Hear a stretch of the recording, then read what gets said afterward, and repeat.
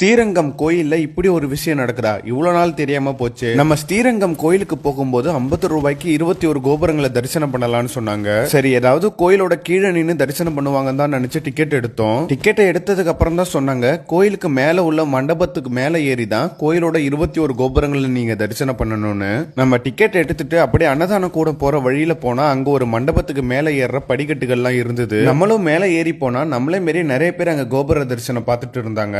ஒரு டிக்கெட் ஒரு ஆளுக்கு 50 ரூபாங்க.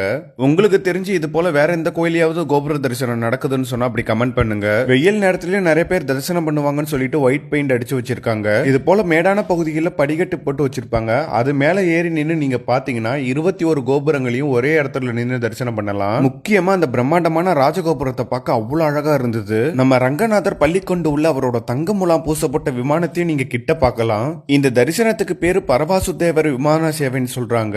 இந்த இடத்துல இருந்து கோயிலோட பிரம்மாண்டமான அனைத்து ராஜகோபுரங்களையும் மற்ற தெய்வங்களோட விமானங்களையும் நீங்க தரிசனம் பண்ணலாம். இந்தியாவிலே உயரமான ராஜகோபுரத்தை நீங்க தரிசனம் பண்ணலாம் இந்த இடத்துல இருந்து. மேலும் கோயிலோட வெள்ளை ராஜகோபுரமும் இந்த இடத்துல இருந்து பார்க்க ரொம்பவே அழகா தெரியும். ஒரே இடத்துல மட்டும் நின்னு பார்க்காம இந்த மண்டபத்துல நீங்க எல்லா இடத்துலயும் நடந்து போய் கிட்ட ரொம்ப பார்க்கலாம். இது ரொம்பவே ஒரு அருமையான விஷயம். எல்லாரும் போங்க.